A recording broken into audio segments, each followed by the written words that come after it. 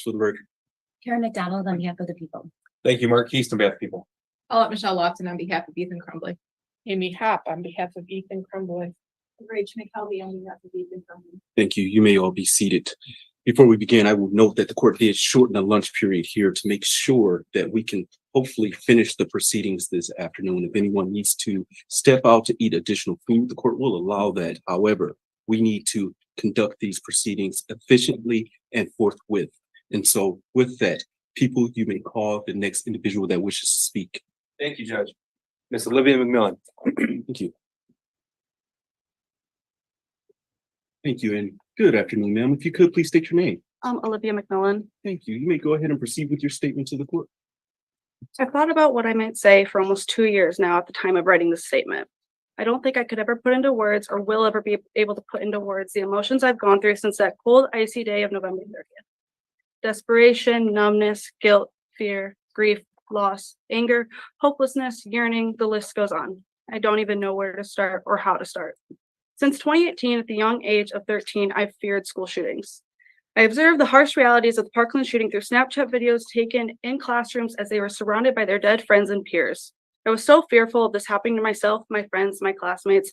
I had vivid nightmares, took the drills and lessons in schools about what to do in these situations very seriously.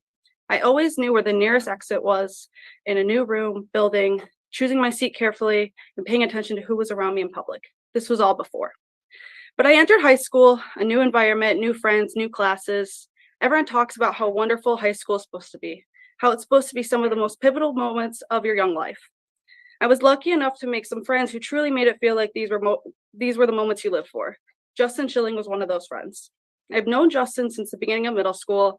We rode the same bus. He was the last stop in the morning and the first stop in the afternoon. He had a big smile with these round cheeks and crooked teeth. We weren't anything more than acquaintances at the time. We had mutual friends, probably talked here and there on the bus, but there was nothing more than that. It wasn't until the beginning of our freshman year that a friendship started to flourish. He still had the same big smile and crooked teeth. He was such a light to be around, always doing something to make you laugh, wishing you good luck on whatever sporting event you had going on, helping you with your homework, asking you about your day, the list goes on. I've been friends with Justin for well over 5 years now, and words will never be able to describe him. I can say how charming, funny, sarcastic, encouraging, and wise beyond his years he is, but these words only just demonstrate an inkling of Justin and who he is. I had just walked into my AP statistics class around 12:49-ish. I remember I sat down, texting one of my friends, playfully complaining about one of our other friends that I had just seen in the hallway. Right then, my class heard shots. I looked directly at my teacher. My brain was telling me it was a senior prank. Someone was slamming or banging on the lockers. It was something along those lines. My teacher was closing the door because she didn't want to deal with whatever prank was going on outside in the hallway. It was far from a prank. I don't know when my brain flipped and knew that I was in danger and began to move desks, tables, chairs, filing cabinets to barricade the door. I don't know when my brain told me to get someone to hand me my big metal water bottle just in case we needed to fight. I don't know when my brain told me to text my parents. And I don't know when my brain told me to text the group chat with 3 of my other best friends in it. But I did. I wanted to make sure they were okay. Justin was in that group chat. I sent a simple text, "Are you okay?" Just asking if he and my other 2 friends were safe. The response we got still makes me sick to my stomach. Justin told us he was in the bathroom with the shooter. And the next text we got from him after was, quote unquote, "I love you guys." Little did I know that would be my last text I ever received from Justin. I didn't think he was dead. I really didn't. I believed he was going to be okay. From what I was being told, I knew it was most likely going to be a difficult recovery, but I believed for another 20 hours that he was going to be okay. I was planning on going to the hospital in a few days to visit Justin, hang out with him, and help him through this, just as he's always helped me with whatever I needed and whatever I was going through. The night after the shooting, I was sat in my room alone. There wasn't a future that didn't have Justin in it. He was going to get better, and he was going to continue to tease me. He was going to go to prom with us. He was going to graduate and walk across the stage, probably brag about all his honors and rewards that he was going to get. We were going to celebrate it. He was going to be there for our last summer before college, swimming, bowling, having bonfires, taking film photos, and then after that, experiencing college and making years of memories. From the day I met Justin, I knew I wanted to be his friend. And as I got to know him, he became more than just a friend. He became family. I knew he was going to be in my life for years to come. I just didn't know it was only going to be as a memory. He wasn't able to finish his senior year. He wasn't able to go to prom or graduate. It was ripped from him all in one of the most horrific and gruesome ways possible. I dream of what could have been. I have vivid nightmares of what has happened and what could happen. If myself and my classmates were gunned down in our high school, what makes that any different from going to a grocery store or on the street or a coffee shop or a restaurant? There isn't a difference. I don't trust people anymore. Anyone walking by in a car sitting 2 seats over, I don't trust anyone in any circumstances. Noises, I wonder if it was a car. Why are there so many sirens? Was that a gunshot or just a bang of the dumpster, the crash of metal? Or maybe a pop of an old banged up car driving by? Or at least that's what I hope. I try to lay down at night and escape the real world, but I can't. It's almost worse as I try to fall asleep. Sleep paralysis haunts my nights. All my fears and anxieties that have been pushed down throughout the day come full force in the most nights, paralyzing me in fear, not allowing me to sleep peacefully. Peacefulness never comes. I believe that the defendant should be given the maximum sentence, life without parole. I never want to see the defendant or hear about the defendant ever again. The defendant took the lives of Hannah St. Juliana, Tate Meir, Madison Baldwin, and my best friend, Justin Schilling. And they will never be able to experience the world, so why should the defendant? Now I only have memories of Justin because of the defendant's actions, and I would like to share one. For those who have known Justin, knew that he gave the best advice, even when you didn't ask for it sometimes. While I struggle to remember every piece of advice he's ever given me over the years, I wanted to share this one. Quote, "There's no reason to be sad because it all doesn't matter. Life will end. And that's why you can't care about everything, you know? Just care about what makes you happy because that's all that matters. Because in the end, we don't have much time. So do what makes you happy." And that was from Justin Schilling. Thank you, and I'm sorry for the loss of your friend, but thank you very much for your statements this afternoon. Thank you, sir. Thank you. Next is a minor judge. Thank you. And if again, we could please turn away the camera and no photographing of minors. Thank you. And good afternoon to you. Because you're a minor, you do not have to say your name for the record if you don't want to. But of course, if you want to say your name, you're more than welcome to do so. With that, you may proceed with your statement this afternoon. Thank you. I'm Frederick Shepard. Thank you for letting me speak today, Your Honor. If I could, I would like to address the defendant or offender, sorry. I wanted to clarify to you one small thing before you go and spend the rest of your pointless waste of a life sitting there with nothing left to rot away to. I know that through all of this, you desperately wanted to be remembered as one of the school shooters. I know you wanted to be loved and cared for from the awful things that you did, but you have never been loved, you have never been cared for, and you will never be remembered. You may attempt to convince yourself that you have finally got your way, that the world, or more importantly, your parents are finally able to see just how messed up you are. But even to this day, nearly 2 years later, they don't. Once they found out what was happening that godforsaken day, they did not care about you. They didn't text you to find out if you were okay. They never called just so they could hear your voice. They never said the words, "I love you." And once the dust had settled, they didn't attempt to find their child, who had supposedly just been through the most traumatic experience of their life, but instead they ran. They ran as far away from you as they possibly could. When even your own two parents, who are supposed to love you and care for you, no matter what the world may throw your way, don't love you, you know you are unloved. You may think that in some small way, the news has to be remembering you. The news has to remember you anytime they report on the story, but they don't. They do not care about the actions, but instead the consequences. They do not care about the person who committed the crime, but instead the people affected. You are simply a forgotten teeny tiny puzzle piece someone lost under the couch and never cared enough to find. You will never be remembered. Your microscopic brain may still believe that because you committed the heinous act of unthinkable violence in a public building that remains standing, you will be remembered and cared for. You will not. In 5, 10, 15 years, no one will remember you, let alone what happened in that building. They will not remember the predator, but instead the prey. They will not remember that one cold hell-like day a student had enough of this world and decided to take it out on innocent people, but instead the innocent lives who were cut entirely too short. You may think that in some incredibly small ways, the families who are yelling at you, insulting you, screaming obscenities at you must care about you. They don't. They couldn't care less if it was you sitting in front of them or if it was someone off the street.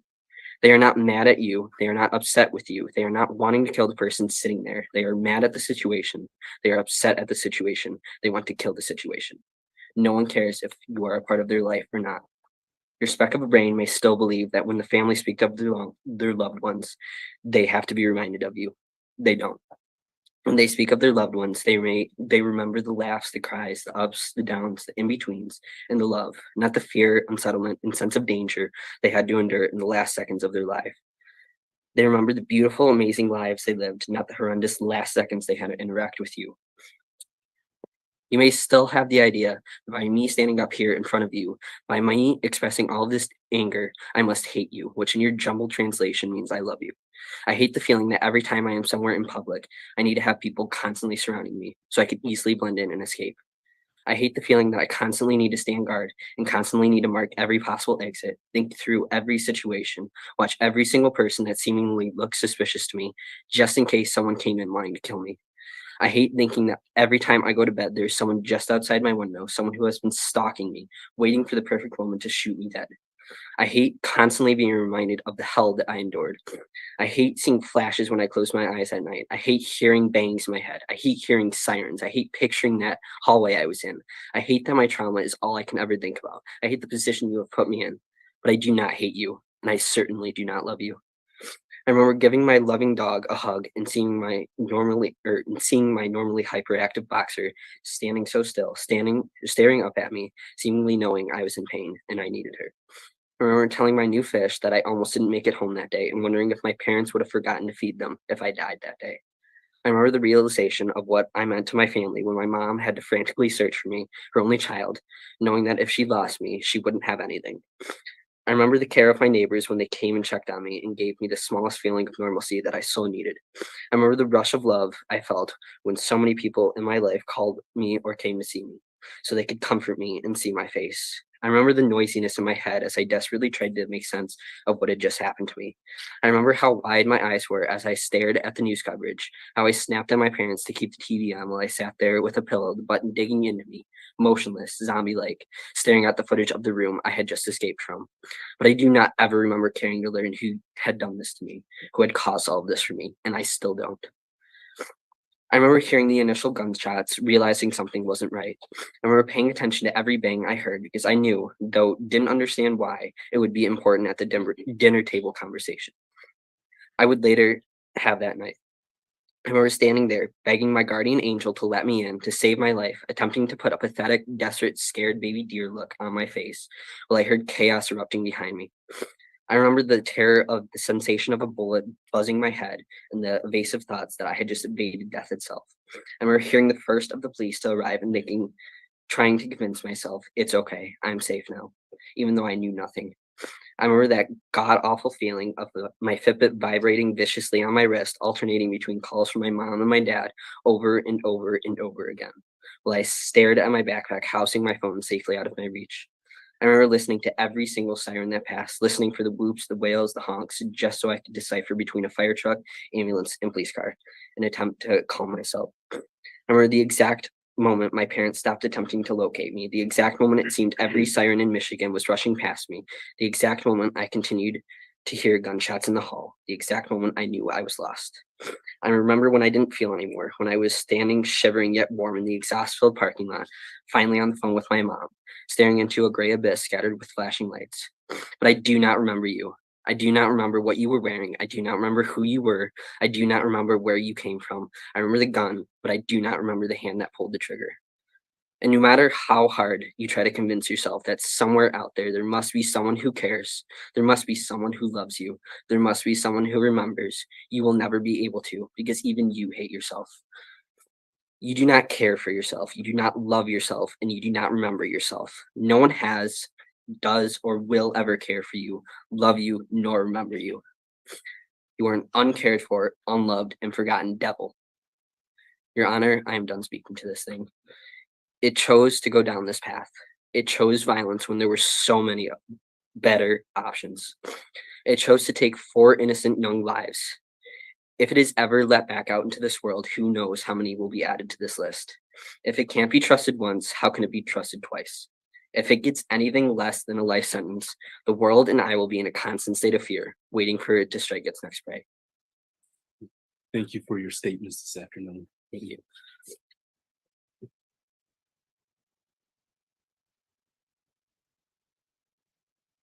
Next speaker is a minor as well, Judge. Thank you. The next speaker is also minor. Thank you. Thank you, and good afternoon to you. You do not have to state your name because you're a minor, but if you wish to state your name, you may. But again, you don't have to. With that, you may proceed with your statement, and good afternoon as well, ma'am. My name's Ashlyn Sutton, and I'm a senior at Oxford High School. I wasn't physically injured on November 30th, 2021. You can't see my scars, but they are there. I was in the bathroom that day when the defendant emerged from the adjacent bathroom and started his rampage. Moments later, there were 5 girls in the bathroom. 4 walked out ahead of me and headed to class while I stayed back in the bathroom. After hearing the deafening noises, I came out of the bathroom stall to see those 4 girls and others, or I came out of the bathroom to see those 4 girls and others on the ground, bleeding and seemingly lifeless. That was when I realized what was happening and ran back into the bathroom to hide. Alone and terrified, I wiggled the closed-off handicap stall open and crouched behind the toilet in hopes of if someone came in, they wouldn't be able to see me. I called my mother, who stayed on the phone with me for the majority of the time I remained in the bathroom. On this call, I texted my friends that I loved them. After hearing the cries from my classmates outside the bathroom, I decided I had to go out and help. However, a security guard told me to get back in the bathroom. I couldn't hear what was being said on the intercoms, so as the minutes dragged on, I sat with my legs pushed up against my chest, shaking in fear that an active shooter still roamed the halls. Eventually, a plainclothes officer came into the bathroom. He didn't identify himself. I thought he was the shooter, so I did what I was taught and I stayed hidden. His footsteps came closer and closer to the stall that I was in, and suddenly he kicked open the stall door and pointed a gun to my head. I screamed, fell to the ground, and waited for the gun to go off. Instead, he identified himself as a police officer and led me out of the bathroom. He made sure that I did not look to my left as he quickly led me to the back door. I didn't look. I had already seen enough. The relief of realizing he was law enforcement did little to erase the trauma of that moment as I was let out of the bathroom, forever changed. The impact of that day has followed me through every aspect of my existence, casting shadows on what was a life filled with innocence. I was a sophomore and just 15 years old when this happened. Before that day, school was a place of growth and companionship. It was where I was supposed to feel safe, where I was meant to build a foundation for my future. But the events that unfolded and shattered that sense of security and left an undeniable mark on my soul. The emotional and psychological aftermath is an unrelenting torment. Post-traumatic stress disorder has become an unwelcome companion, invading the sanctuary of my mind with flashbacks and anxiety and a profound sense of vulnerability. The simplest of sounds, a door slamming shut, a distant shout, can trigger an overwhelming surge of panic, transporting me back to the terror of that day. Sleepless nights are plagued by vivid nightmares, and the stress and anxiety is often manifested by physical symptoms. Things that were once so simple became so difficult. I couldn't even walk into a public bathroom for months afterwards, be left home alone for any amount of time, or make it through a school day without experiencing debilitating panic attacks. Relationships with loved ones have been strained as we all navigate the aftermath together. Simple joys are now clouded by the specter of once was, and the path to healing seems never ending. While I am grateful to be alive, the weight of survival is a complex and conflicting emotion. I feel a responsibility to honor the memory of those who were lost, yet the guilt of living when others did not is a heavy burden that I and others like me must bear. Your Honor, I humbly request relief from the duty that may one day require me to confront the defendant at a parole hearing. It is in my solemn plea that the possibility of parole be denied, ensuring he never has the opportunity to harm another person. As you deliberate on the consequences for the defendant, I implore you to recognize the enduring impact on survivors. Justice is not only about punishment, it is about acknowledging the depth of our pain, the strength it takes to endure, and the resilience required to rebuild shattered lives. Thank you for your time, consideration, and understanding of the profound impact this tragedy has had on my life. As a survivor, I want not only to talk solely of the pain, but also to emphasize the strength that can emerge from a tragedy. In the face of unimaginable pain and loss, I have discovered an inner strength that I never knew existed. It is a strength that has propelled me forward, allowing me to rebuild my life and find purpose amidst the chaos. May our collective experiences serve as a catalyst for a resounding call to address the root cause of senseless violence. Thank you. Thank you for your statements this afternoon, and your strength definitely shines through your statements this afternoon. So thank you for those statements.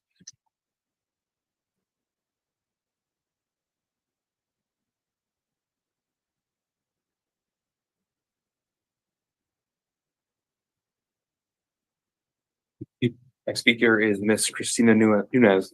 Thank you. Is she a minor? No. Thank you. And good afternoon, ma'am. If you could, please state your name for the record.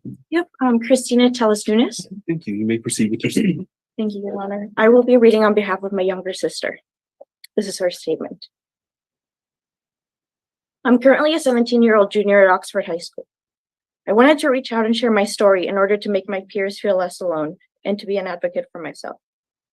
New to Oxford, I was a freshman when the security of my school was broken. At 15 years old, I was put in a scenario where a classroom of less than 10 students and no teacher had to lock down. The first classroom behind the bathrooms, room 325, had 2 doors and little resources to use. However, as a group, we managed to move a filing cabinet to block the door, gather scissors, textbooks, and any classroom materials we could find in order to defend ourselves. I cried and hid under a desk while I called 911. Those who stayed in the classroom when the gunshots were fired were the students who, like me, responded by freezing in place. I remember sitting under a table, texting my sister, asking her to pick me up. Asking, I don't know if it's a realistic drill, but we heard gunshots and I'm scared. Could you pick me up when this drill is over? I remember writing notes to my family in case something happened to me. They were the first thing on my mind. I remember finding out that night through social media that a sweet girl like Hannah passed away. When I moved to Oxford, I didn't know anyone, but I'll never forget Hannah's kindness as she helped me brainstorm ideas that could help me fundraise for my project. Sweet suggestions of jewelry making and bake sales motivated me to branch out more at school. Her compliments in my math class always made me feel welcome. I owe her so much for making Oxford feel like home. No student should ever have to fear for their safety in school. For months after November 30th, I struggled with sleeping due to the nightmares I would have. I needed outside help for me to sleep. Now, at 17 years old, I still fear for my own safety at school and in public.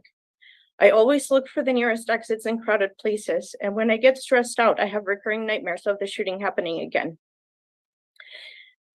In order to move forward, I need to know that he will never have the chance to see my school again. This was an act of terrorism, endangering a crowded public space, instilling fear in a community, and leaving behind many victims who will have to deal with this event for the rest of their lives.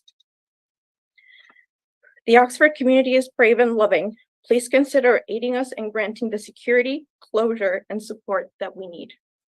Thank you. Thank you. Thank you for your statements this afternoon. They're truly appreciated.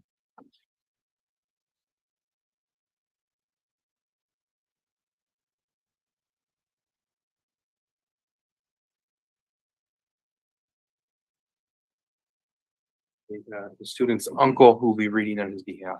Thank you. Good afternoon, sir. If you could, please state your name for the record. My name is Jeff Bean. Thank you. You may go ahead and proceed with the statement. Thank you. I'm reading today for my niece, Imani Tenoro Penter, who was a junior at Oxford High School in November of 2021.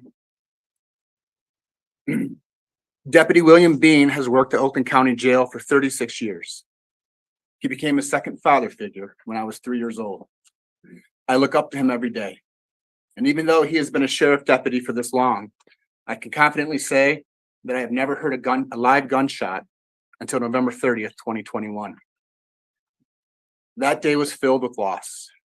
The loss of my best friend, the loss of trust, the loss of my childhood, and the loss of respect for a lot of people.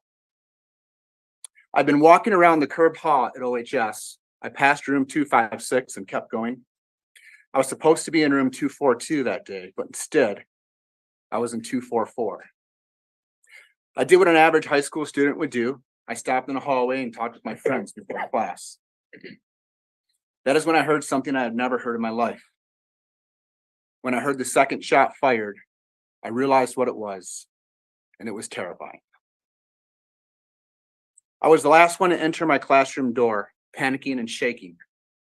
The window that was directly next to my head was shot out as I walked through the doorway. I slammed the door shut, ran into a desk very hard, which left my legs swollen for a couple of weeks. I was in the room with about 20 to 25 other students, no teacher, and a door that was unlocked. I felt fear, but I also felt the need to be strong for the kids in the room. At 12:51, I called 911, and my friend spoke to the operator. I was scared, hurt, in shock, and I could not for the life of me stop shaking. I left that school with nothing but disgust. Like everyone involved, I have my triggers that I must live with every day. I should not have to live with these triggers. I should be proudly in college with no fear that I will be hunted down. But I do have this fear. I am grateful for an amazing family of 5 who I look up to every day and who help me to heal. Sherry, Buck, Trent, Ty, and Tate are and will always be my role models. Tate Muir was killed on November 30th.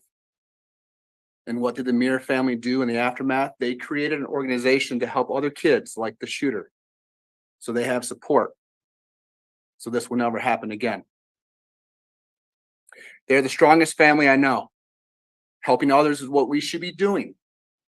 But instead, we're here today trying to decide if the shooter should have life in prison with or without a chance of parole. This person should have life in prison with no chance of parole because Tate, Hannah, Justin, and Madison have no chance of going to college, no chance of getting married, no chance of having children, or even simply eating dinner at the table. I am overwhelmed by the unfairness these 4 families have to suffer through, and the 7 who are going through a very long recovery process. The shooter stole something for which I will never be able to forgive him. I also know the shooter wants to see this terrible trauma students, staff, and our community members went through on that day. But what he needs to know is this: our community is way too strong to allow that. So instead, we fight for what is right. We open beautiful gardens. We build and create organizations. We continue to share our art.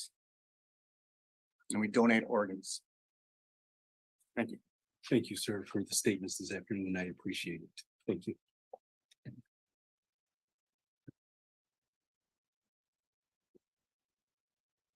Next speaker is a minor judge. Thank you. The next speaker is also minor. Thank you. Thank you, and good afternoon. Because you're a minor, you do not have to state your name for the record, but if you want to state your name, you may if you wish. With that, you may go ahead and proceed with your statement. And good afternoon as well, ma'am. Thank you.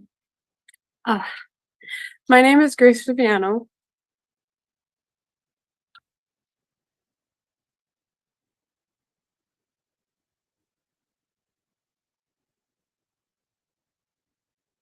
And on this day, November 30th, I was 15. I could not even drive yet.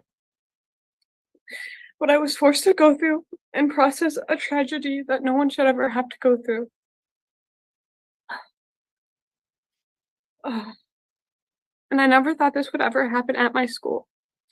After this day, I couldn't sleep for weeks.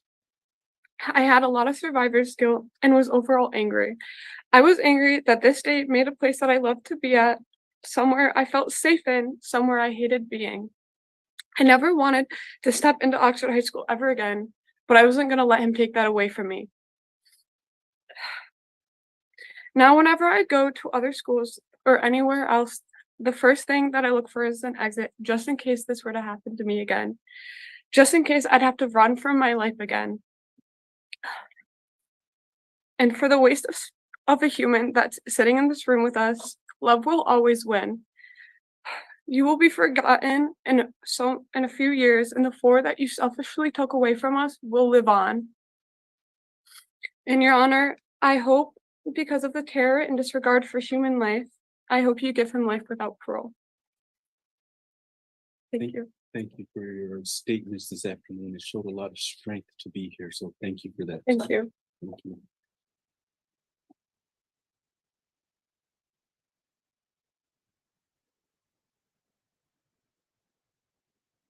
Next speaker is Catherine Waymaster. Thank you. Good afternoon, ma'am. If you could, please state your name for the record. My name is Catherine Waymaster. Thank you. With that, you may go ahead and proceed with your statement this afternoon. Thank you. My name is Catherine Waymaster, but to 2 Oxford High School kids, my name is Mom. Excuse me. Oh, you're fine. Neither of my children were physically injured on that awful day at Oxford High, so you might ask, why am I giving a statement? Well, victims come in many forms. On November 30th, I drove my daughter Danielle to school. My son, Danny's twin brother, Michael, was not feeling well and stayed home sick that day. I then drove to work about a mile down the road. A few hours later, a co-worker ran up to me and asked if I knew what was happening at the school. Her son had jumped out of a window and wanted her to come get him. In just seconds, our phones blew up with social media alerts. There was a shooting reported. I texted my daughter, "Are you okay?" She replied, "Yes, we're in a lockdown." I said, "Stay calm." She said, "We're in a lockdown?" At that moment, she and her teacher thought it was a drill. I said, "Keep your head. Do what your teacher tells you." She simply replied, "I'm scared."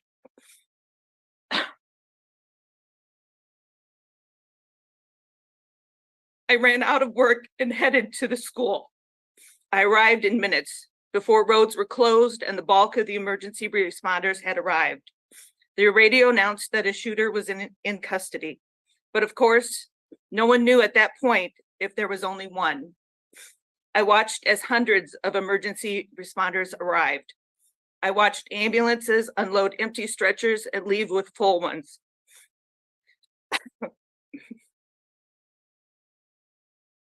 I watched as other parents tried to enter the building and be held back by police. I watched a SWAT team suit up in full gear to enter a building where my daughter was still in. My daughter was in a classroom less than 50 feet away from where the shooting began. She was huddled in a corner with her classmates, holding items to use as weapons in case the shooter came in. My daughter chose to arm herself with the star from the top of the classroom Christmas tree to use as a stabbing device. Let that sink in.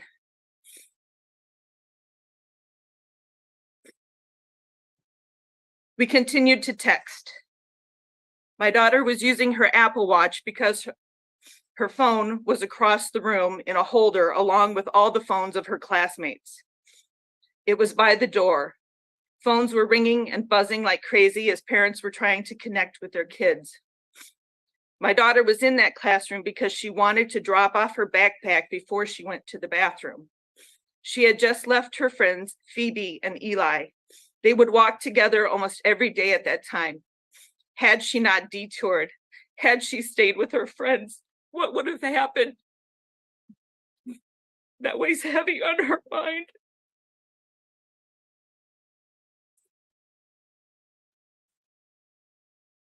After some time passed, my daughter's classroom was evacuated.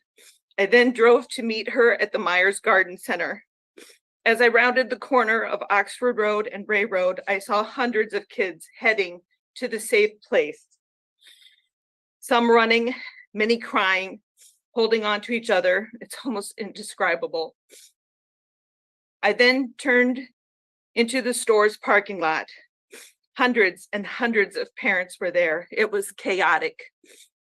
By the front door of the store was a classroom of special needs kids. When I saw one boy there, the most innocent of innocents, looking around in utter confusion, I knew at that very moment that true evil had come into our lives. What conversation went on in that home that night, I can't even imagine. As for my daughter, it had always been her dream to become a teacher. Anyone who knows her would tell you she would make a great teacher. On November 30th, that dream stopped. The fear of having a student like the defendant scares her. She thought she knew him. They were in many classes together over the years. She saw no evil brewing in him. She's afraid she will not see evil brewing in students she might have as a teacher in the future. To cope, my daughter packs her days from sunup to sundown with activities. Quiet moments, but time to think are hard. In the first few months, we would be up talking till 2 a.m, trying desperately to wrap our heads around why this happened. Being in crowds is difficult for her. The thought of living on a college campus frightens her. Loud, unexpected noises are hard to manage. Sitting in traffic is upsetting because there's no clear exit out of it. She struggles with maintaining concentration to complete tasks, and the list of impacts goes on. Excuse me. Although my son was not in school that day, he too has been deeply affected. He thought of the defendant as a friend. They played video games together in school when they had free time in class. The defendant would help him with homework in class. My son trusted him. My son trusted you.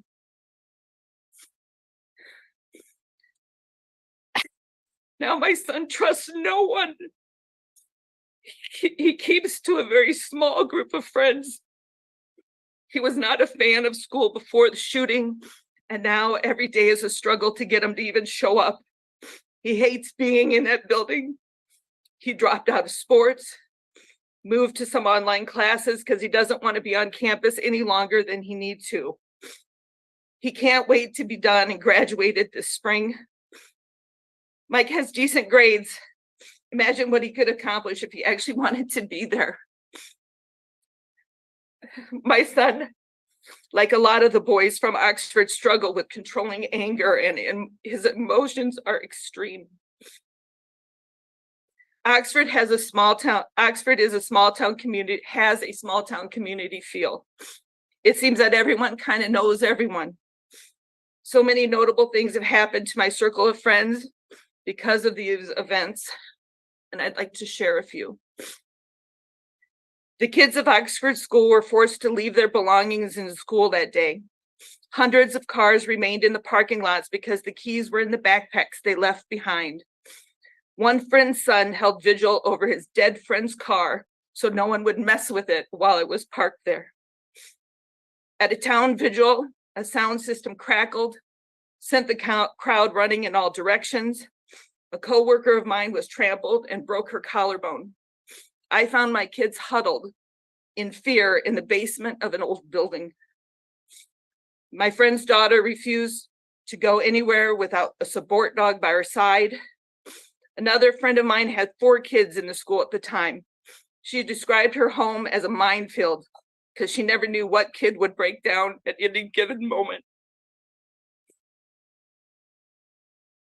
Another friend's daughter desperately wanted to return to school. She would drive there, but she sat in her car in the parking lot for hours, too afraid to go in the door.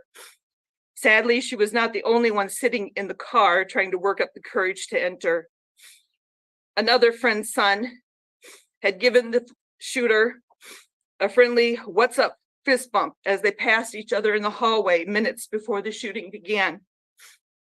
He's racked with guilt, wondering if he could have stopped it all. Another friend's daughter-in-law was in her second year of teaching when the shooting happened. She quit her job, and she feels like her whole time in college was a waste, as she will never return to teaching. Every student enrolled at the time now has an asterisk on their school transcripts that denote grades or test scores unavailable due to school shooting. Neighboring communities have been so supportive, but that too comes with problems. Every sporting event, every competition, concert, meet, collaboration, get together began with soft, thoughtful words and moments of silence. Our students would have to try and perform. It was like, hey, your friends are dead. So sad. Play ball. How many scholarships were lost? We'll never know. A rift has emerged in this community over how the school is handling things. It's ugly and it's sad. There is a saying, I hope I don't look like what I've been through. Our kids are desperately trying to act like normal teenagers, yet in the back of their heads, this event taints every moment they try to enjoy. I have a lot of parent friends, and each one of us has one or more children grieving in so many different ways. It's heartbreaking. I feel that each of these kids deserve justice. There were nearly 1,800 students and staff in the building that day, nearly 300 first responders, and hundreds of parents like me all left to pick up the pieces of the defendant's quest for fame. On the count of terrorism, I ask this court to sentence Ethan to the maximum allowed. And I want to thank you for this consideration.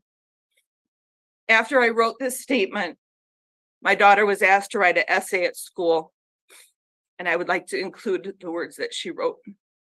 She had to write a statement of something that changed her mind or changed her perspective. And this is what she wrote. Since I was a little girl, I've always looked up and wanted to be a teacher. I remember playing in my bedroom with a school desk, making my friends be students, pretending to teach them. I can remember asking my sister to buy me a microphone so I could talk into it just the way that teachers did at school. I've always looked up to my teachers and have always wanted to become one. The way they connected with my peers and myself inspired me to pursue teaching as a degree. Unfortunately, a day came when my whole dream changed. On November 30th, a lone gunman and fellow classmate walked into Oxford High School, and in just a few violent moments, nearly ended my dream.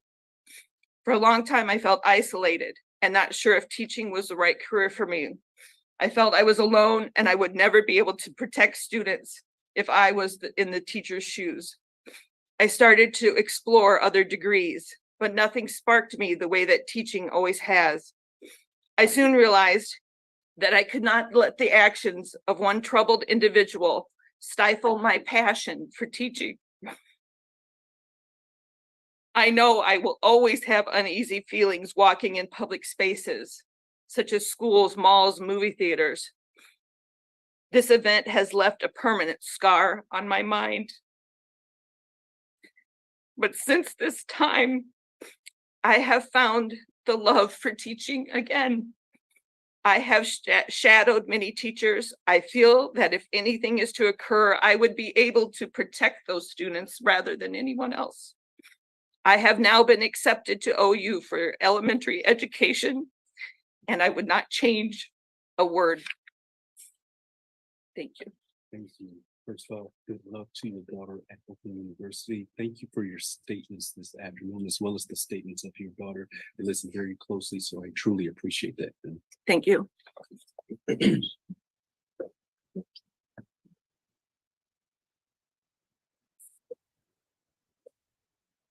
One moment. Yes.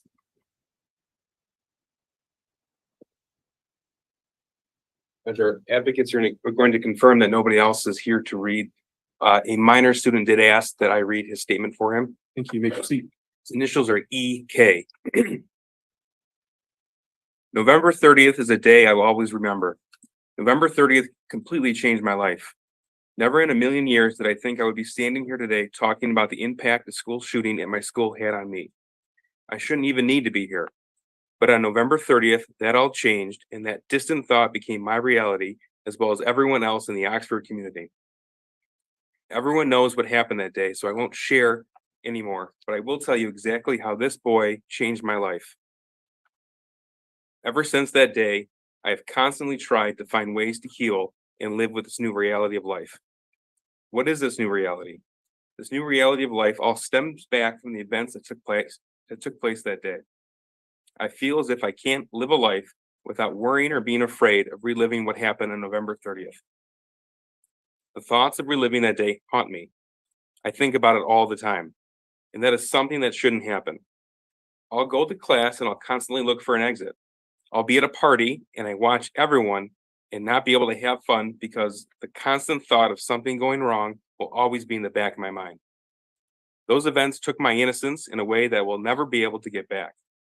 I used to be able to have fun and enjoy every moment of everything, but now I struggle to have fun because one individual took that away from me. At times, I hate that I am the way I am. I want to be able to have fun and live a normal college experience. But instead of having fun, I feel like I need to be proactive in case something happens, and I need to protective in case something happens. I need to get my people that I love out. Another big thing that hurts is when I go home from school, I expect to hang out with all of my closest friends from high school. Many of them I can and still do hang out with. However, one of them got taken away from us. And instead of hanging out with him, I hang out with his family and remember him and all of the good times. Or I go sit at his grave. When I'm around anything or anyone that reminds me of Justin, I get overwhelmed as if he's there with us, but not physically. Even though it feels good to know he's there, it's still the hardest part. On that day, not only did I lose one of my best friends, but I also lost a teammate and one of my mentors. I played football with Tate and was on the verge of quitting, but if it wasn't for him and another teammate, I would have lost so many amazing memories and things I will forever hold. In the locker room, I see how Tate led everybody, and even throughout the school, I strive personally to lead like him. At the time I was 18. An 18-year-old should never have to experience the events that my community and I experienced. Nobody should, ever. Now, almost 2 years later, I still struggle with the effects and feelings that I developed after that day. As for sentencing, I feel like all of the community wants only one thing, which would be for this boy to be sentenced to life without parole. To end off my impact statement, I just want to say that this is very hard for me. Not because of the person sitting across the room with handcuffs, but because it's hard to relive everything that happened over and over again.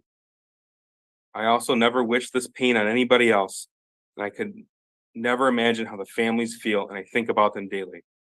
I love everyone in the community and will never forget. Thank you, Judge. Thank you, Mr. Case.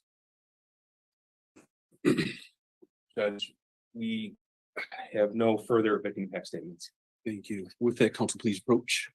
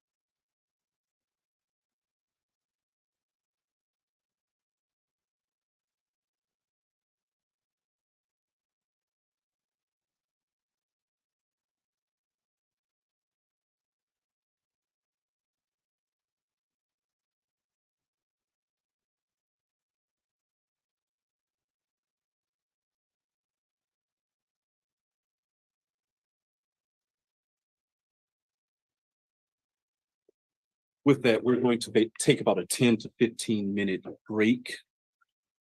To those in the gallery, please be seated until the defendant has left the courtroom. As I indicated, when we come back, I will hear from the people, I will hear from the defense at that time, and then the court will give its ruling. With that, deputies, you may take the defendant.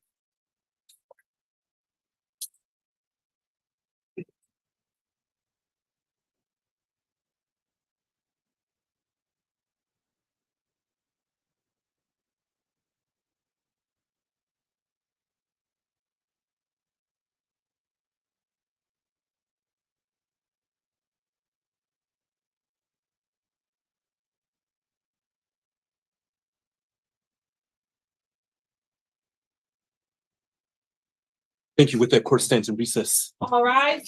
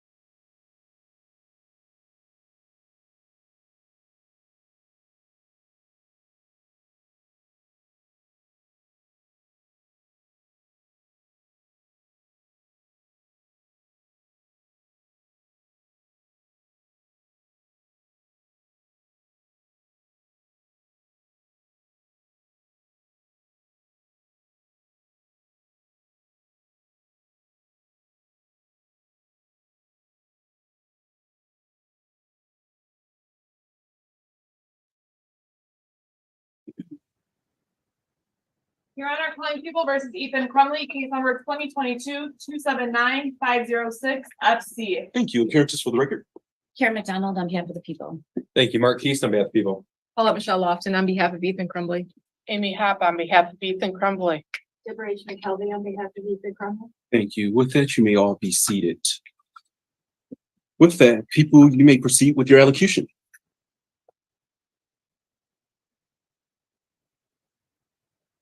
Your Honor, we presented extensive evidence at the Miller hearing. I know the court has read our briefs. I do not intend to make any of those legal arguments here and rely on the testimony and the briefing that we did during that hearing. I do need to address, however, newly additional arguments that the defendant made in his sentencing memorandum, referencing the guidepost report and essentially placing the culpability on the school officials. I want to say that there's not any dispute based on that report and all of the other facts that we know that there were numerous failures on that day by various individuals. But none of those failures diminish defendant's responsibility and the culpability for the decisions that he made up to and during the school shooting. And in arguing that other actors should have done more to intervene and stop him from his own planned, conscious actions, defendant fails to acknowledge that he consciously chose not to reveal his plans and that he, along with his parents, sought to cover up the fact that his parents had just bought him a gun. And finally, all of those were decisions. There were numerous decision points where he had an opportunity to choose another path, had an opportunity to say, I want help. I'm planning on shooting the school up in that office.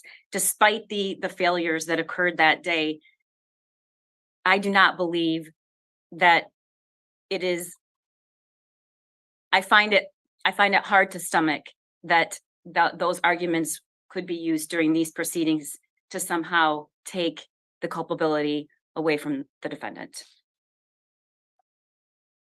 The court heard from some of the victims during the Miller hearing. However, as the defense argued and objected numerous times, it was not a victim impact statement. That hearing was indeed not about victims, not about hearing from victims. It was about the defendant and his actions. Your Honor, today was about victims.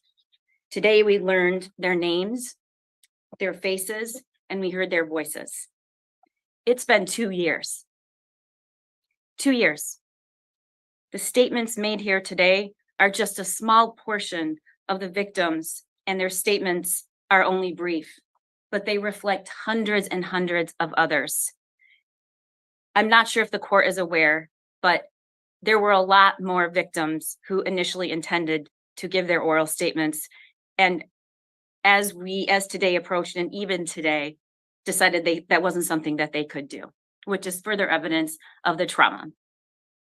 It's impossible to give anyone a realistic description of what the last 2 years have been like for these students, brothers, sisters, teachers, dads, moms. It takes courage to stand before the court in this room and relive the most painful thing that has ever happened to someone. It will take courage and grit every single day for the rest of their lives. We will all go home when this is over. But for these victims, there is no going home because their loved one is not there. And their kids are forever changed, injured, traumatized, and working to get through each day, as you heard every single one of them tell you.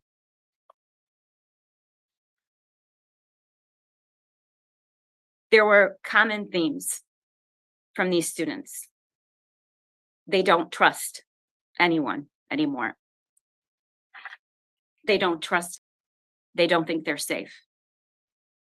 Some can't sleep. Some have to sleep in their parents' room. There's a deep, deep loss of safety, loss of loved ones. But most importantly, what I heard was they lost themselves. And they're working very hard to find who they were with the acknowledgement that they will never be the same. And these are people who don't have a scratch on them from that day. Unfortunately, the data and the research support what you heard today. Escaping without a physical harm, we know for hundreds and thousands of children and educators who survive these tragedies carried out, leave scars for years to come. And the research is abundant that there is long-term detrimental impact of such childhood trauma on a person's mental and physical health and their ability to function throughout the rest of their life.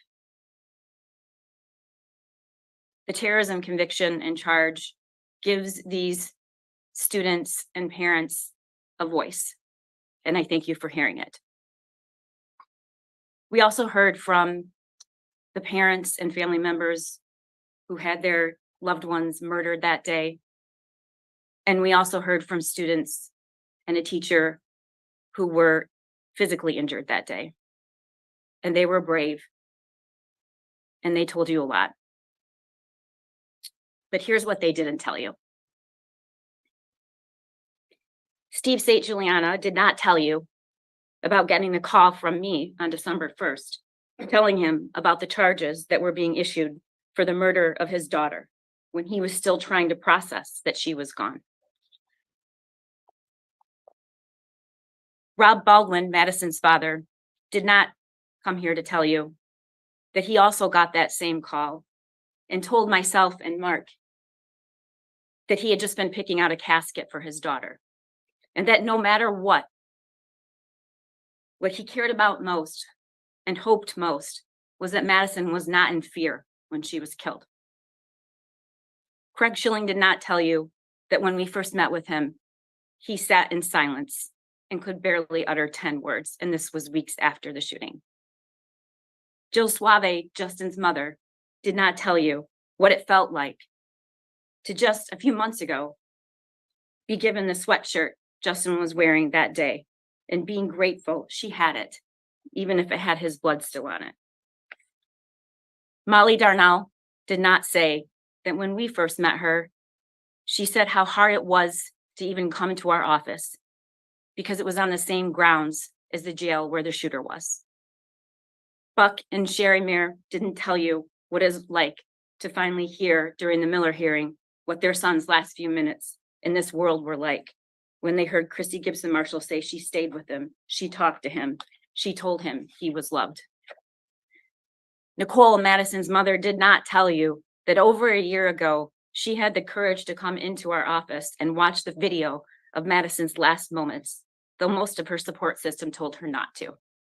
She did not say that watching her dear Madison crouch down against the wall with her hands over her head in terror as the shooter walked to her and shot her at close range, that it was like losing Madison all over again.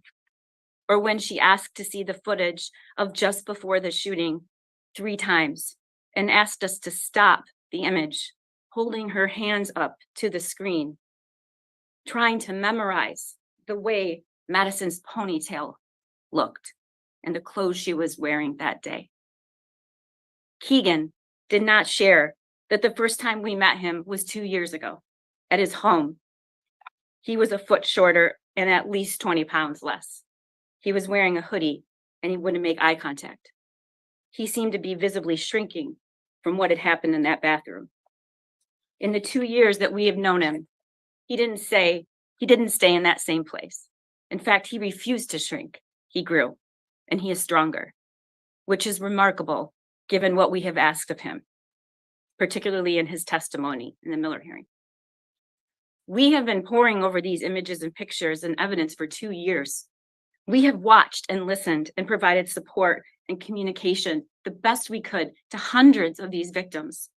The sheer force of the destruction, violence, trauma, and murder that the shooter caused that day did not stop at the doorway of Oxford High School. As you heard from so many students and parents, it was carried through the doors and out into the community. To every person who witnessed it, got a text from their child, tried to assist or help. It went into their bedrooms and their homes, and it will be carried with them for the rest of their lives. The shockwaves that we have had a front row seat to these past 2 years as prosecutors and victim advocates, it is indescribable. Indescribable. They've endured the hearings, the media reports, the delays, the appeals, more threats. They've been told that they weren't entitled to information about how this could happen at their school. They've watched us all diligently and thoroughly protect the due process rights of this shooter, which is critical, but also seemed unfair to them.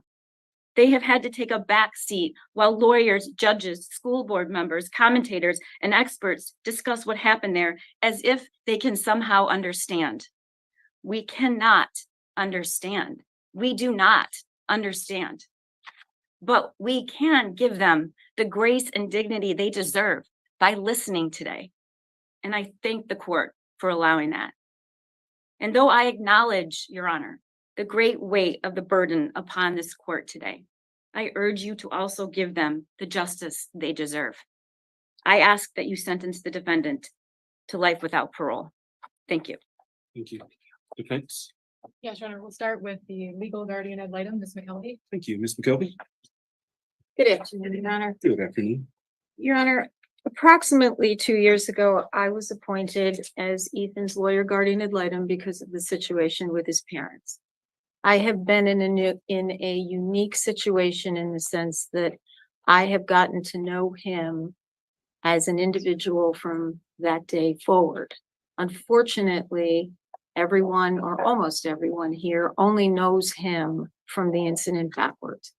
And we've heard some, he's a monster, he's trash. I have to tell you that he is a life. He is a human being. He is a person. And as an appointed attorney for the last 33 years, one of the things that I've learned through that practice is no matter what a defendant has done, they are a human being. They deserve respect. They deserve representation. But I don't lose track of the fact that they are a human being. And he is one. He was 15 years old when this occurred. I don't believe anyone on the defense side, including Ethan, has diminished the act that he did. No one. He has never diminished that. He chose to plead, and here we are for sentencing. He did not want anyone to have to go through any more than they have to. But he is not the same person that he was then. I have discovered that he is a bright young man. He is an artist. He is an historian. And there have been days where I've been oblivious of the fact that I have sat in a little cell in I Block for 3 hours just talking to him. As the court knows, the jail is not designed for juveniles, so it's a very isolating experience. And so my role was more to keep him company, to not have him feel so isolated, to make sure that the needs he has, as every other individual who is housed at the Oakland County Jail has, and that they are being met. But his life is salvageable. His life is rehabilitatable. There was a book that I know was referenced during these proceedings, and I believe in the parents' proceeding as well. And it is written by Jillian Peterson and James Densley, both PhDs. And the book, the title is The Violence Project. And there was an interesting few sentences in there that struck me when I read it. They equated someone in crisis like a balloon full to bursting. When a balloon is inflated and stress or tension is applied, stretching the body over the air, the bigger the balloon gets, the more likely it is to pop. A fully inflated balloon becomes so fragile that it must be handled carefully or it will break. Prosecutor McDonald said there was a lot of failures here. It doesn't diminish what he did, but there were a lot of failures that someone could have deflated that balloon a bit, that could have potentially prevented this incident of occurring and us being here today facing the decision that you have to make. But to me, his life is worth salvaging. His life is worth rehabilitating. And as I know the court knows, all the lawyers in this room knows, that you have to fashion a sentence that is punishment, deterrence, protection, retribution, and rehabilitation. And if you look at him as a human being who is salvageable, who is rehabilitatable, then life in prison without parole is not the appropriate sentence. I have always been impacted by Brian Stevenson, who is the author of Just Mercy, A Story of Justice and Redemption, when he says, each of us is more than the worst thing that we have ever done. And I know everybody who spoke today probably cannot see that in Ethan, but his life is worth more than the worst thing he did. And what he did is probably the worst thing that anybody could do on the face of the earth. But I care about him. I know his team cares about him. And his life is worth not life in prison without parole, but is worth a term of years. And I ask you to sentence him to a term of years. Thank you. Thank you, Ms. McKelvey. Ms. Lofton? Ms. Hoffman, go next. Very briefly, Ms. Hopkins, I know that I don't want your arguments to overlap, and so I'll listen to arguments, but go ahead, Ms. Hopkins. Good afternoon, Your Honor. Good afternoon. My purpose in speaking today is to address two specific issues. First is the issue of making bombs for Hitler. I first became aware of this book because of media reports. As recently as Your Honor's opinion has mentioned this book because it was Ethan's favorite book. This book is published by Scholastic Publications, which, as Your Honor probably knows, and many people in this room do know, Scholastic is an organization, a company that specifically provides books to schools. They provide them to students in schools through those little newsprint flyers that come home once a month, once every other month, for parents to buy books for their children. They run book fairs in schools. They provide opportunities for teachers to buy their books to have in the classrooms. This book is about 200 pages. I've read it twice now. The age group that this book is geared toward is 9 to 12 years old. This is not, despite the title, and that's kind of why I'm addressing this book. It's not a pro-Hitler, pro-Nazi book. It's not a how-to on how to make bombs or anything of that sort.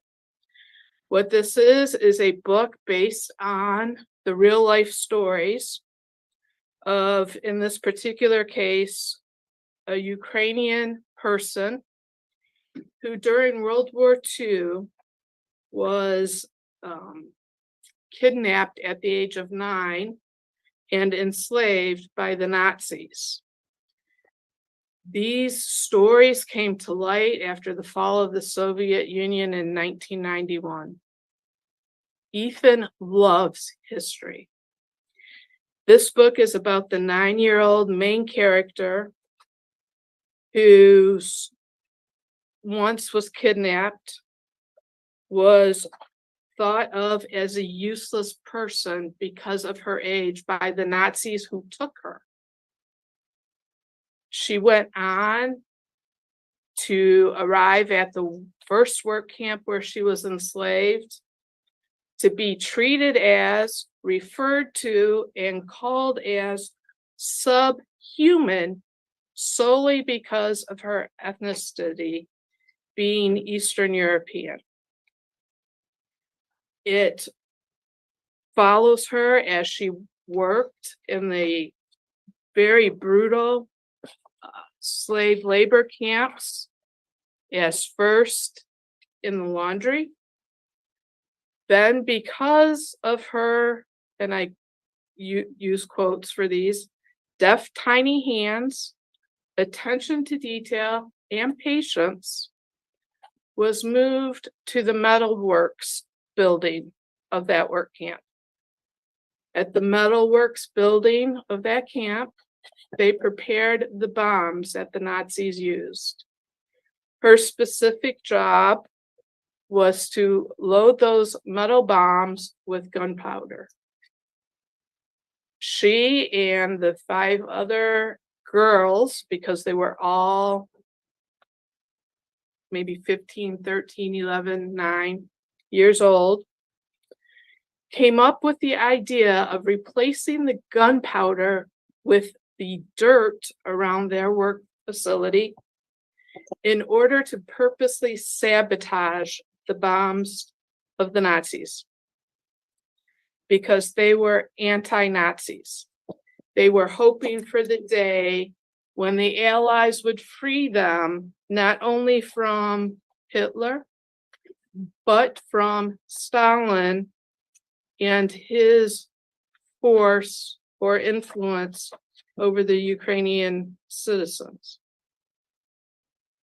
This is one book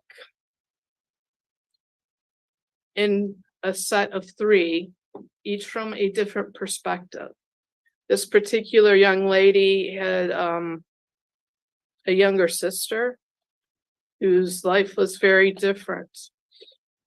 At the end, when the war was over, this book, as well as the second book, who's about a friend of hers from the camps, talk about going from camp to camp, looking to reunite families, and how they did that with messages.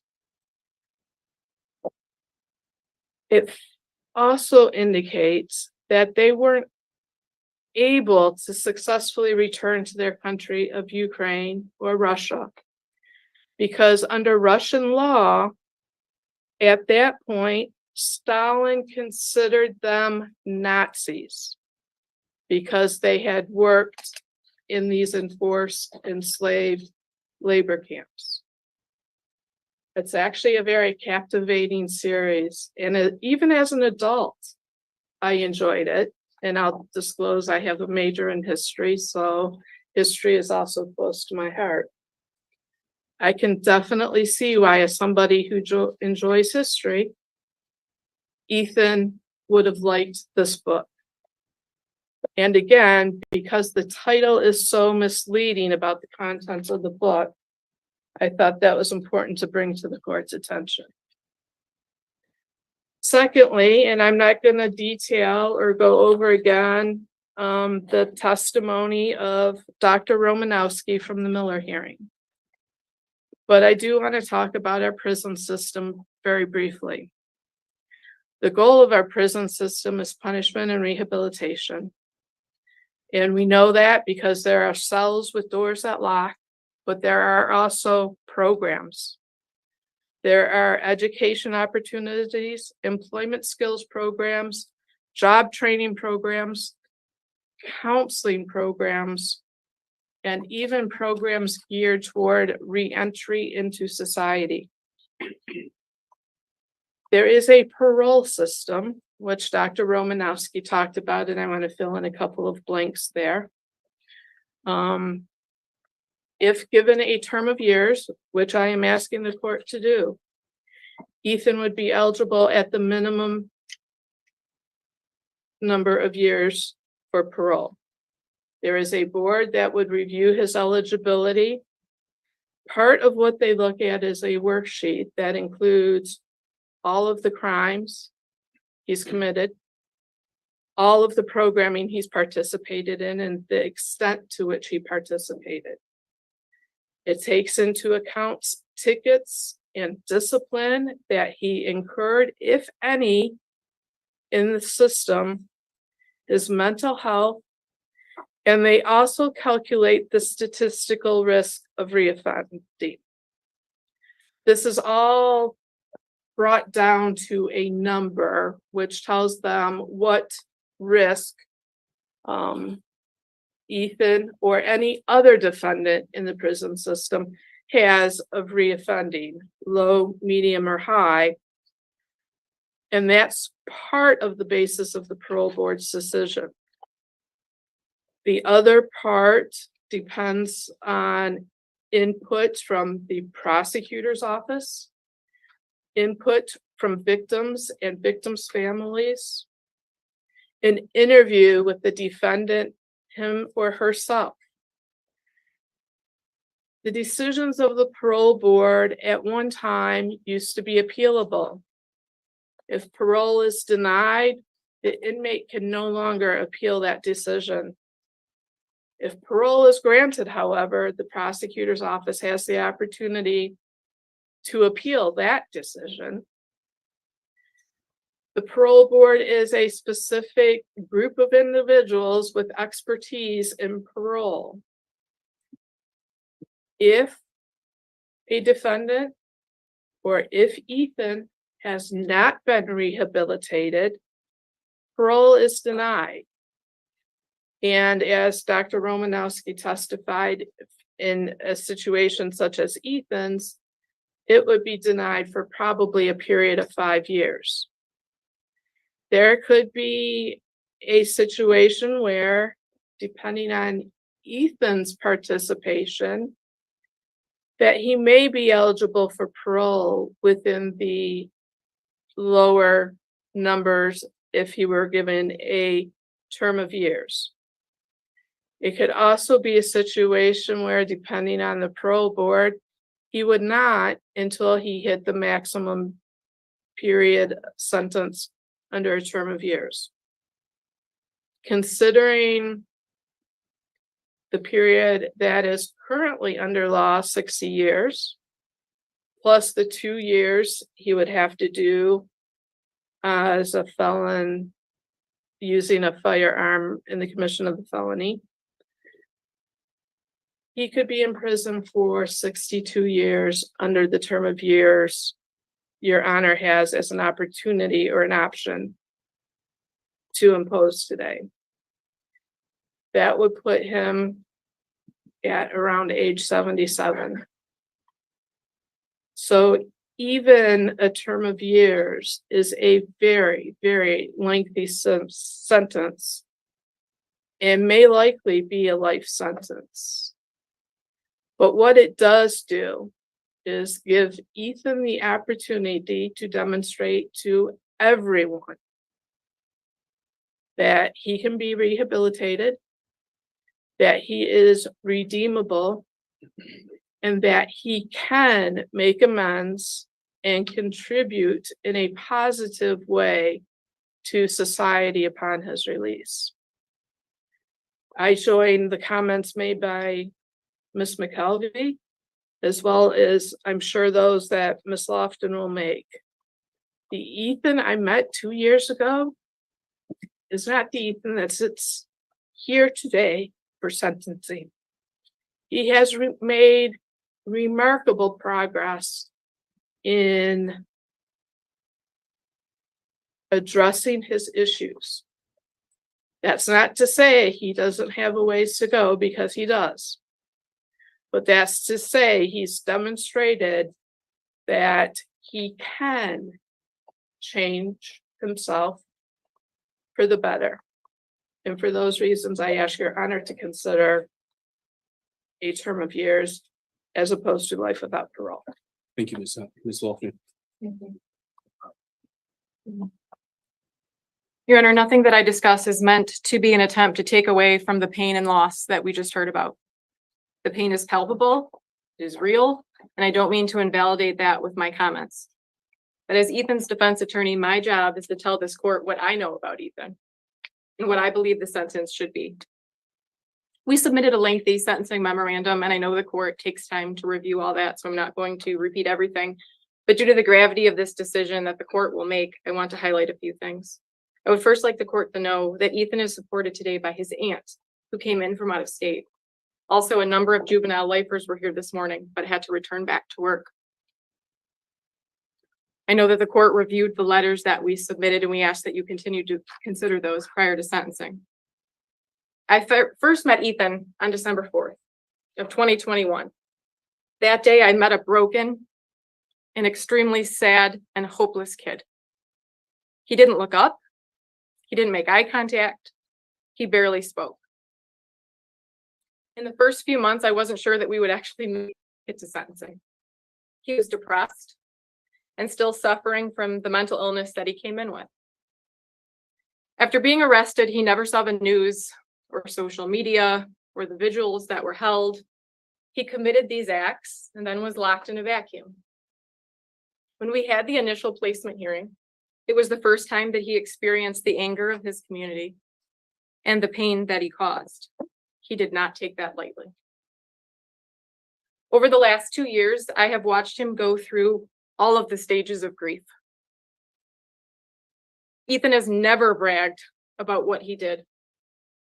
Ethan dreaded in court hearings because, unlike what has been said about him and what he wrote in that journal, he doesn't like attention.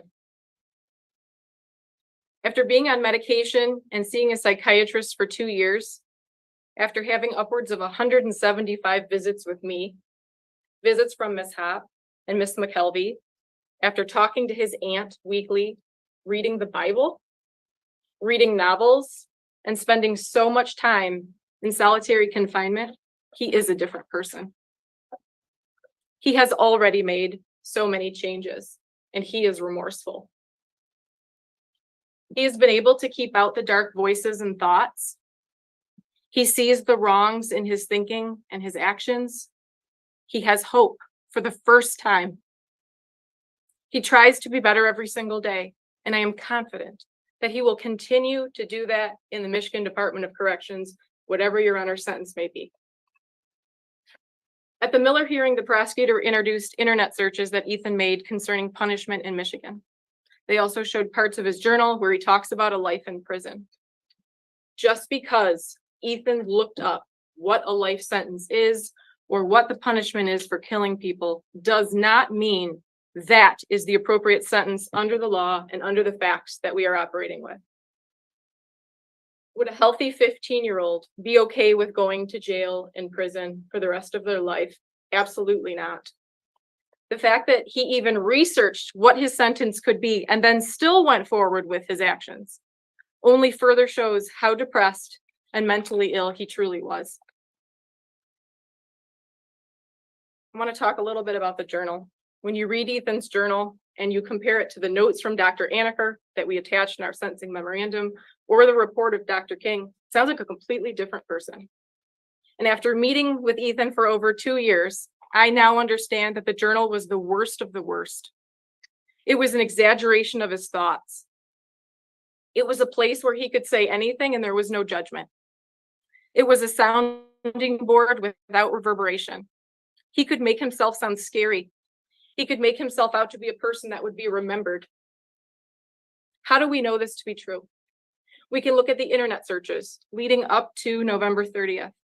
We can also look at the step-by-step description of what was going on in his head that he gave Dr. Anaker. A few examples of the searches within a week or two of November 30th. Should you do something that scares you? What happens if you have depression and anxiety? What causes mental illness? Can you get in trouble for not doing homework? Am I a sociopath? Can hormones make you have bad thoughts? How to tell your doctor that you have depression? Can a therapist tell your parents? How to tell your parents you have depression? He was still trying to figure out what was going on with him. He acknowledged that something wasn't right, but he did not have the support or the connections with adults that could help him. So while just reading the journal and listening to his video the night before could leave you with the impression that this was a master plan that had been crafted for weeks without hesitation, I don't think the other evidence supports that. He struggled with his actions until the moment he came out of that bathroom. I want to touch briefly on the guidepost report, and I have never said that that report diminishes Ethan's culpability. Ethan pled guilty, not even no contest, and wanted to move directly to sentencing. Dr. Colin King, in his detailed report and while testifying, discussed implicit bias as a reason the school acted in such a manner when dealing with Ethan. He came to this conclusion because nothing made sense about Ethan being sent back to class. We obviously, at that time, at the time of the Miller hearing, we were not privy to the inner workings of the district. But the guidepost evaluation and report goes so much deeper than the rationale of implicit bias. The report says the school failed Ethan. The report found that the school should have conducted both a threat assessment and a suicide intervention assessment in light of Ethan's conduct, and he should not have been sent back to class. The report says they had a student with recent mental health concerns raised by a teacher who previously had mostly flown under the radar at a big school with poor grades, fair attendance, and no serious discipline history. A student who now on back-to-back occasions violates school policy. First, by viewing bullets, and then by watching a video of a guy gunning people down. That raises a serious red flag. It's not a close call. Ethan's concerning behaviors and statements at the very least might suggest physical violence or a threatening situation. So why is this relevant in this case and at this stage? Again, this report is not offered as an excuse or justification. This report is not offered to minimize the gravity, but we argue that this report, combined with the other things that we have mentioned, should persuade this court to a sentence of a term of years. If the professionals didn't recognize that he was on the precipice of a crisis, how do we then expect a mentally ill 15-year-old kid to be able to recognize that he was spiraling and come right out and ask for help? How can we expect a 15-year-old boy to tell a counselor that he had no relationship with his deepest, darkest secrets, the thoughts that took over his mind? Finally, I want to discuss rehabilitation. Montgomery versus Louisiana. While a sentencing court might encounter the rare juvenile offender who exhibits such irretrievable depravity that rehabilitation is impossible and life without the possibility of parole is justified, this penalty will be uncommon because of children's diminished culpability and heightened capacity for change. When there is no evidence that the defendant could not be rehabilitated, there is no reason to conclude that the defendant, like the great majority of youths, lacks the capacity to change and mature. People versus Taylor. No one has a crystal ball. And while it's impossible to say that Ethan will be able to be rehabilitated and be a productive member of society worthy of release, it will not be impossible to make that determination with decades of daily records of his behavior and human interaction. The parole board can evaluate everything that you do not have at this point to determine if he is rehabilitated. If you give Ethan a term of years, he will have to prove himself every single day. In my sentencing memorandum, I attached triumph reports from Sato that highlighted a number of juvenile lifers that were released under Miller. I also attached a number of letters from those same individuals who are supporting Ethan. In each of those cases, 20 to 30 years ago, a judge told them that they couldn't change, that they were irreparably corrupt, and they were wrong.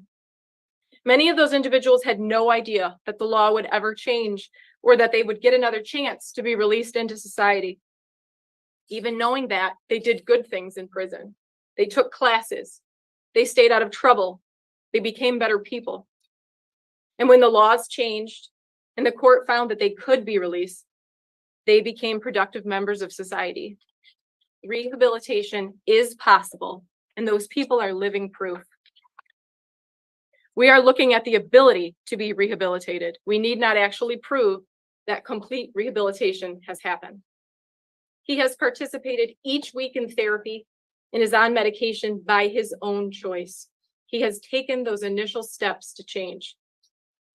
Ethan Crumbley is not the rare juvenile offender who exhibits such irretrievable depravity that rehabilitation is impossible and life without parole is justified.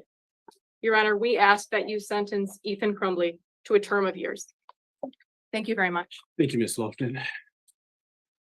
With that, Mr. Crumbley, is there anything you would like to state before I pass sentence? Your Honor, may he stand? Yes, you may.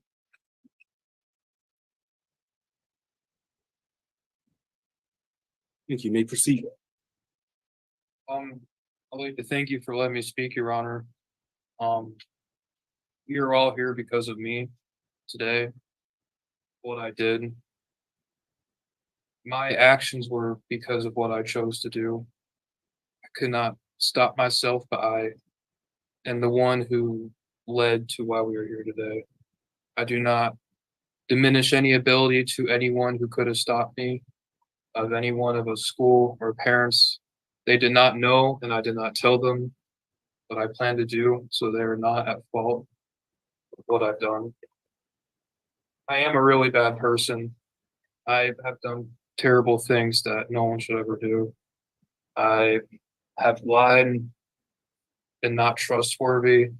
I've hurt many people, and that's what I've done, and I'm not denying it, but that's not who I plan on to be.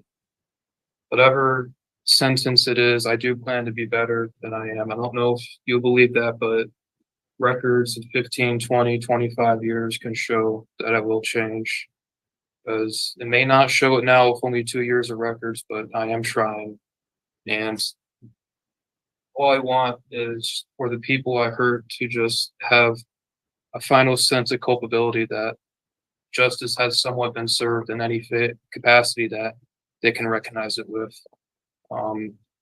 Any sentence that they ask for, I ask that you do impose it on me, because I want them to be happy and I want them to feel secure and safe. And I do not want them to worry another day, because I really am sorry for what I've done, for what I've taken to them.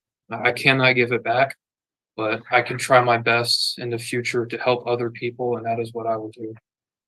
So thank you, Your Honor. Thank you.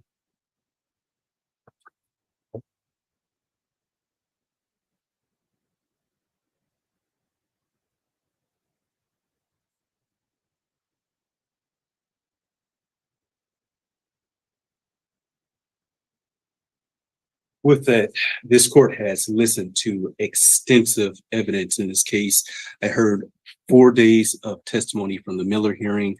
I've presided over numerous placements hearings. I conducted the initial placement hearing in this case. And so the court is fully aware of the defendant's upbringing. I'm fully aware of the circumstances that brought him before the court.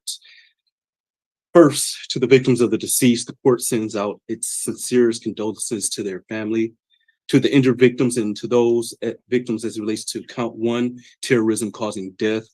Thank you for your courage and strength in speaking today, as well as sending written correspondence.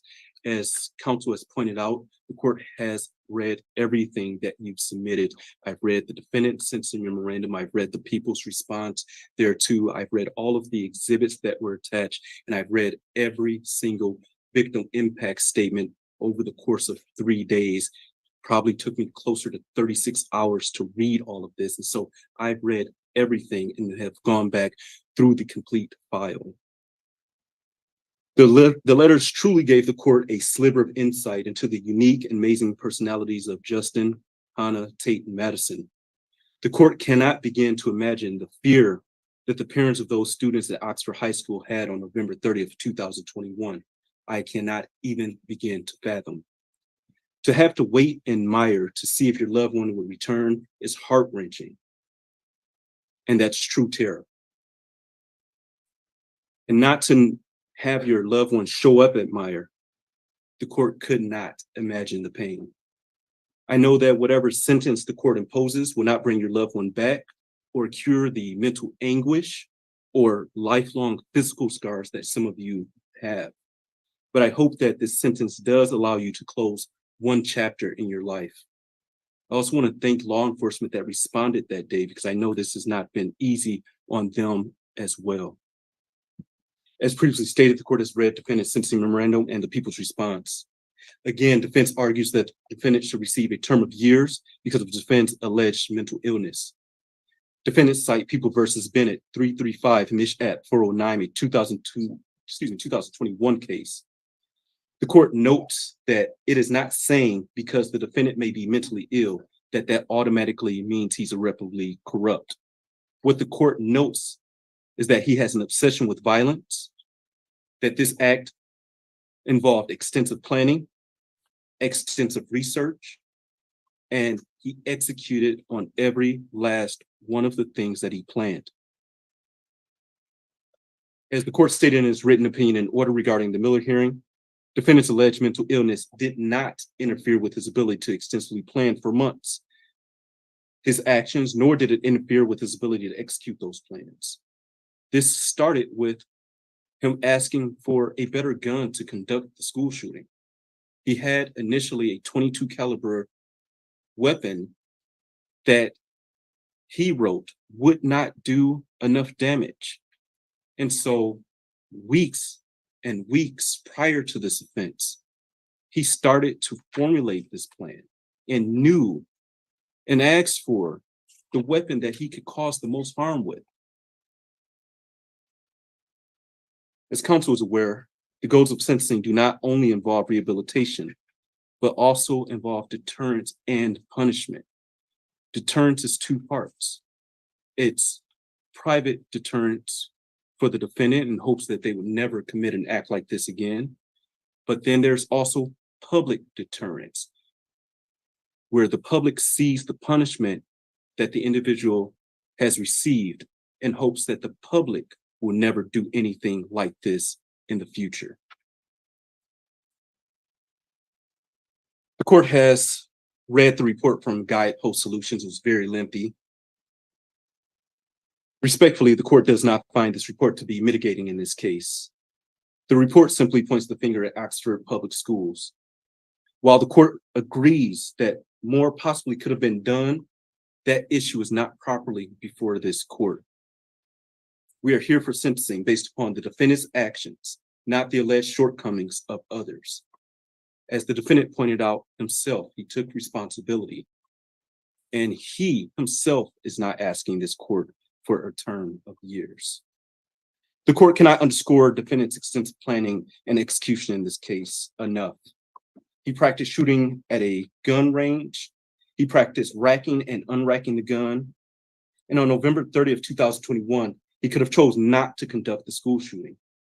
When his parents were called to the school on that morning for his drawings, he could have said something then. He had a gun in his backpack at that time. When the school counselor advised the parents to please get him help within the next 48 hours, he could have stopped then and simply accepted the help that was going to be offered for him. Because according to the reports, his mother said that she'd get him the help. He could have changed his mind. Unfortunately, after shooting the first person, Phoebe Arthur, he could have changed his mind at that point, but he didn't. He continued to walk through the school, picking and choosing who was going to die. As the defendant said in his own words, this is nobody's fault but his own. He stated this afternoon that with help, that probably would not have stopped him. That is absolutely concerning to this court. The court apologizes to the victim for the bluntness, but defendant shot and killed Justin Schilling at point blank range after having him get down on his knees in front of another student. He shot Hannah, who was already shot once before. He walked up to her to finish the job by shooting her again. That is an execution. That is torture. He shot most people multiple times. And as he wrote, he did this for notoriety. And he wanted to go down in history as the biggest school shooter in Michigan history. The court cannot ignore the deep trauma defendant caused to the state of Michigan, but in particular, the Oxford community. The court simply cannot ignore that. The court notes that teachers and students returned to Oxford High School after this tragic event. The court cannot even fathom or imagine walking through the halls of that school knowing that your fellow student, your friend, your classmate was killed in a restroom or in the hallway. Most, if not all of the letters that I read advised the court that there are a significant number of people in Oxford that now have PTSD, that now have survivor's guilt and deep depression that arose from this incident. Defendant's actions clearly created a new normal for all of the individuals involved, and all of those indirectly impacted as well. Unfortunately, this is what the defendant wanted, as he wrote in his journal. He wanted to see the impact of his crime, which is why he did not take his own life. Again, this goes back to the defendant's extensive planning. He chose not to die on that day because he wanted the notoriety. The terror that he caused in the state of Michigan and in Oxford is a true act of terrorism. Respectfully, defendant is the rare juvenile before this court. The court, having read the PSI and being fully familiar, but before I get that, I will also note that counsel brought up an issue of making bombs for Hitler. The court, that does not change the court's opinion about the defendant's obsession with violence. I thank Ms. Hopp for bringing that to my attention, but it still does not change the court's opinion about him being obsessed with violence, because his obsession was also outlined in the websites that he visited. His obsession was also outlined in his extensive drawings of violence. And his obsession continued, as I noted in the court's opinion in order, even while he was in the Oakland County Jail. With that, the court, having read the PSI and being fully familiar with the defendant and the underlying facts of this case, believes that it is in the best interest of justice, as well as proportionate to the needs of this case, to sentence defendant as follows. As it relates to docket 2022-279-506 FC, count 1, terrorism causing death. Sentence of the court is that defendant shall serve life without the possibility of parole, credit for 8 days served. Counts 2 through 5, homicide, first degree, premeditated murder, juvenile defendant. Sentence of the court is that defendant shall serve the rest of his life without the possibility of parole with the Michigan Department of Corrections, credit for 8 days served. On counts 6 through 12, assault with intent to murder. On each of the counts, defendant is sentenced to 18 years and 9 months to 80 years with the Michigan Department of Corrections, credit for 8 days served. On counts 13 through 24, those being felony firearm, defendant is sentenced to 2 years with the Michigan Department of Corrections on each of those counts with credit for 730 days served. Counts 1 through 12 are concurrent to each other, and counts 13 through 24 are concurrent to each other. Count 1 is consecutive to count 13. Count 2 is consecutive to count 14. Count 3 is consecutive to count 15. Count 4 is consecutive to count 16. Count 5 is consecutive to count 17. Count 6 is consecutive to count 18. Count 7 is consecutive to count 19. Count 8 is consecutive to count 20. Count 9 is consecutive to count 21. Count 10 is consecutive to count 22. Count 11 is consecutive to 23. And count 12 is consecutive to count 24. All of those consecutive counts are by reason of the felony firearm statute. Is there a challenge to restitution here? There is not, Your Honor. Thank you. Restitution will be set in the amount of $20,781. State costs will be set in the amount of $1,632. You are not to have any contact with Oxford High School or enter Oxford High School. You're not to have any contact whatsoever with the families of Madison Baldwin, Tate Meyer, Hannah St. Juliana, and Justin Schilling. Also, you are not to have any contact with the following victims or their families, that being Phoebe Arthur, John Osito, Molly Darnell, Riley France, Elijah Mueller, Kylie Osage, Aiden Watson, and Keegan Gregory. And I will note that restitution is payable to the Crime Victims' Right Compensation Program. With that, Michigan Department of Corrections, did I miss anything? Your Honor, I ask the court to order 130 prime victims fee, $60 DNA cost and DNA testing. Thank you. DNA cost is $60, prime victims right fee at $130. Did I miss anything else? DNA testing, Your Honor. DNA testing is hereby ordered. Thank you. With that, Mr. Crumbley, you are entitled to file an application for leave to appeal. If you are financially unable to retain a lawyer, the court will appoint a lawyer to represent you on appeal. The request for a lawyer must be filed within 42 days after sentencing. Your attorney is going to be handing you an appellate rights form, sir. Do you acknowledge receipt of the appellate rights form? Your Honor, I have tendered that to my client. He has signed it and I will tender it to the court. Thank you very much. With that, counsel, anything else for the record? Not from people, thank you. Nothing from defense. Thank you very much, Your Honor. Thank you very much. With that, deputies, you may take Mr. Crumbley. To those in the gallery, please be seated until he is exited. Yeah.